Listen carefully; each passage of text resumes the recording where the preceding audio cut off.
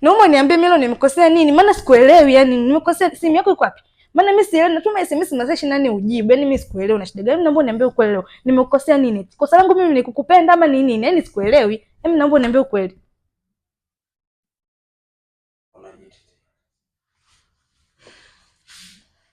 Nitakukuta nyumbani. Hapana mimi yaani wewe nimeweza kukupigia simu kwanza leo uje nyumbani.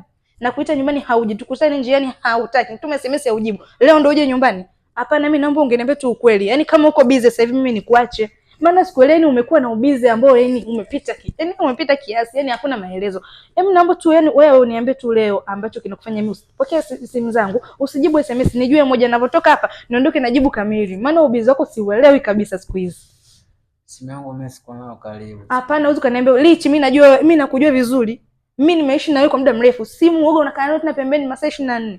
Na hata siku moja je tugea useme simu sijui haina charge. Masaa 24 ina charge. Lakini sikuelewi kwa nini ujibu SMS. Unatumia uongo ambao unadhani mimi kwamba sitoelewa. Mimi nakujua vizuri wewe huwezi kunidanganya. Leo nakuja mimi nyumbani kanisubiri. Naomba uje nyumbani. Tupo